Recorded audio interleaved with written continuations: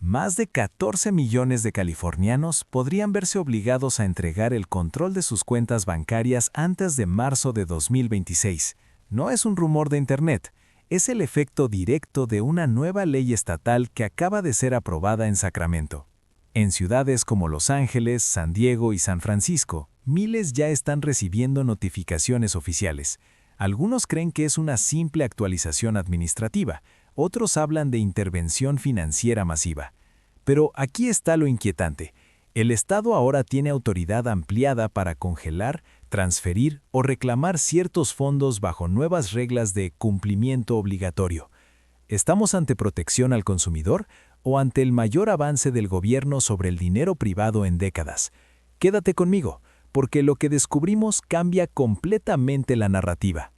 La ley oficialmente denominada California Financial Account Compliance and Recovery Act de 2026, aprobada por la legislatura estatal en Sacramento a inicios de este año, ha generado una ola de confusión y preocupación en todo el estado. A diferencia de lo que muchos titulares virales sugieren, el texto no establece una confiscación masiva automática de cuentas bancarias privadas. Lo que sí hace es ampliar la autoridad del Estado para intervenir en determinadas cuentas bajo criterios específicos. Según el análisis legislativo publicado por el propio Senado de California, la medida se enfoca principalmente en cuentas consideradas inactivas durante un periodo prolongado, fondos vinculados a deudas fiscales pendientes, investigaciones de fraude financiero o incumplimiento de notificaciones oficiales previas. La fecha clave es marzo de 2026, cuando entran en vigor los nuevos plazos de revisión y transferencia administrativa. Entonces, ¿qué significa realmente entregar cuentas bancarias? No implica que el ciudadano promedio deba cerrar su cuenta ni transferir voluntariamente su dinero al Estado. El término se refiere a la obligación de ciertas instituciones financieras de reportar y, en casos específicos, transferir temporalmente fondos no reclamados al programa estatal de propiedad no reclamada. Aquí es fundamental distinguir tres conceptos que muchos están mezclando. Confiscación significa que el Estado toma propiedad definitiva del dinero tras un proceso legal completo. Congelamiento implica una restricción temporal mientras se investiga una irregularidad. Transferencia administrativa, en cambio, es el traslado de fondos inactivos al control estatal hasta que el titular los reclame. La ley de 2026 refuerza principalmente este último mecanismo, aunque amplía las facultades de revisión cuando existen impuestos impagos o sanciones confirmadas. ¿A quién afecta realmente? Principalmente a personas con cuentas sin movimiento por varios años, contribuyentes con deudas fiscales certificadas y casos vinculados a investigaciones formales de fraude financiero. No se trata de una intervención universal sobre todos los residentes de California. Sin embargo, el alcance ampliado y el lenguaje técnico han alimentado la percepción de que el Estado podría actuar con mayor rapidez y menos margen de notificación que en años anteriores. Esa es la parte que está generando debate político intenso en 2026. Para entender por qué esta ley surge precisamente ahora, en 2026, hay que mirar el clima político y fiscal de California con lupa. El debate en Sacramento no ocurrió en el vacío.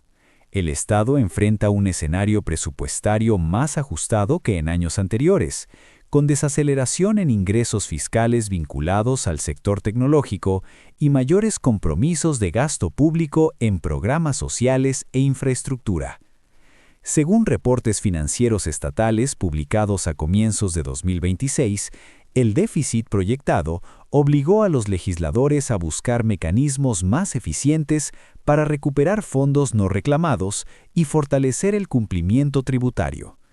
En ese contexto, esta ley aparece como una herramienta administrativa, pero también como una señal política. El discurso oficial la presenta como una medida de modernización financiera y lucha contra la evasión. Sin embargo, críticos dentro y fuera del Capitolio estatal sostienen que también responde a una necesidad urgente de liquidez. En ciudades como Los Ángeles, donde existe una enorme concentración de actividad bancaria, empresarial y cuentas corporativas, cualquier ajuste regulatorio tiene un impacto inmediato en millones de transacciones diarias. En San Francisco, centro del ecosistema tecnológico y fintech, la preocupación gira en torno a cómo esta normativa podría afectar startups financieras y plataformas digitales que manejan grandes volúmenes de fondos electrónicos. En San Diego, con su fuerte presencia militar y su cercanía a la frontera, algunos analistas señalan que el Estado busca reforzar controles vinculados a movimientos financieros internacionales. Mientras tanto, en Fresno, donde predominan agricultores y pequeñas empresas familiares, el temor no es tecnológico, sino práctico.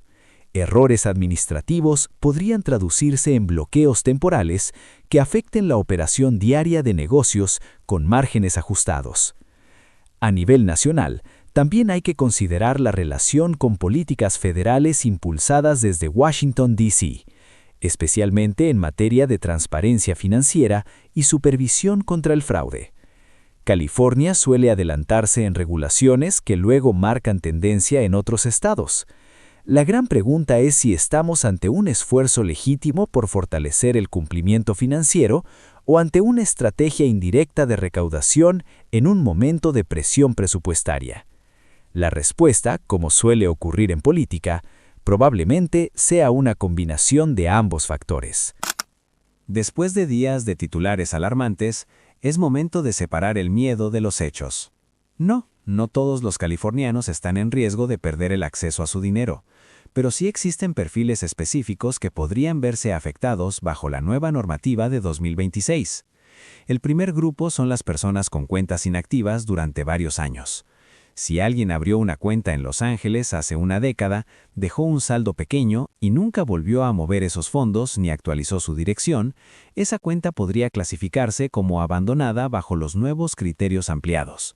En ese caso, el banco tendría la obligación de reportarla y eventualmente transferirla al programa estatal de propiedad no reclamada hasta que el titular la reclame formalmente. El segundo grupo incluye personas con deudas fiscales certificadas.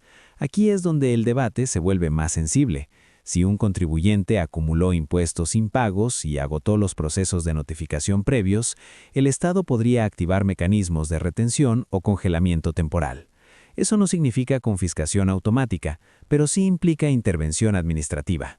Un ejemplo hipotético sería un trabajador independiente en San Diego que ignoró múltiples avisos tributarios durante años. Bajo la nueva ley, la capacidad del Estado para localizar y vincular cuentas asociadas sería más rápida. También existen preocupaciones entre propietarios de pequeñas empresas, especialmente en ciudades como Fresno, donde muchos negocios familiares operan con márgenes estrechos. Si una empresa tiene discrepancias en registros fiscales o documentación incompleta, podría enfrentar bloqueos temporales mientras se aclaran datos. Aunque la ley apunta a incumplimientos formales, el temor radica en errores administrativos que generen consecuencias inmediatas. Por último, están los residentes que se mudaron fuera del estado sin cerrar cuentas antiguas. Una persona que vivió en San Francisco abrió una cuenta local y luego se trasladó a otro estado sin actualizar información, podría descubrir que su saldo fue transferido al control estatal por inactividad. En todos estos casos, el denominador común no es la intervención masiva e indiscriminada, sino la combinación de inactividad prolongada, incumplimiento fiscal confirmado o falta de respuesta a notificaciones oficiales. El riesgo existe, pero no es universal ni automático, y depende de circunstancias muy específicas. La aprobación de esta ley no pasó desapercibida en el Capitolio estatal ni fuera de él. En Sacramento, legisladores demócratas defendieron la medida como una actualización necesaria para proteger a consumidores y fortalecer la transparencia financiera. Argumentan que miles de millones de dólares permanecen cada año en cuentas inactivas o fondos no reclamados, y que el Estado tiene la responsabilidad de centralizar y resguardar esos recursos hasta que sus propietarios los recuperen. También sostienen que reforzar los mecanismos contra la evasión fiscal y el fraude financiero envía un mensaje claro de cumplimiento en un momento donde la confianza institucional es clave. Según declaraciones recogidas por medios estatales a comienzos de 2026, varios legisladores oficialistas insistieron en que la ley no amplía poderes de confiscación, sino que moderniza procesos administrativos ya existentes. Del lado republicano, la narrativa es distinta. Algunos representantes han calificado la norma como un precedente preocupante que podría ampliar excesivamente la capacidad del gobierno para intervenir en finanzas privadas. Sus críticas se centran en el lenguaje técnico que, según ellos, deja margen para interpretaciones amplias sobre congelamientos y transferencias. También han advertido sobre posibles impactos en derechos de propiedad y privacidad financiera. El debate se ha trasladado rápidamente a las redes sociales, donde la discusión ha sido aún más intensa. En ciudades como Los Ángeles, publicaciones virales han acumulado cientos de miles de visualizaciones en pocas horas, con usuarios preguntando si el Estado podrá vaciar cuentas sin previo aviso. En San Francisco, donde el sector tecnológico y fintech tiene fuerte presencia, el debate se ha enfocado en el riesgo de sobreregulación y en cómo esta medida podría afectar la innovación financiera. Analistas digitales han señalado que parte del pánico proviene de interpretaciones exageradas, pero también reconocen que la comunicación oficial inicial fue técnica y poco clara para el público general. En el fondo, la discusión gira alrededor de una pregunta central. ¿Es esta ley una herramienta legítima de protección al consumidor y recuperación de fondos abandonados o representa un paso más hacia una expansión del control gubernamental sobre el dinero privado? En 2026, esa línea es precisamente donde se libra la batalla política.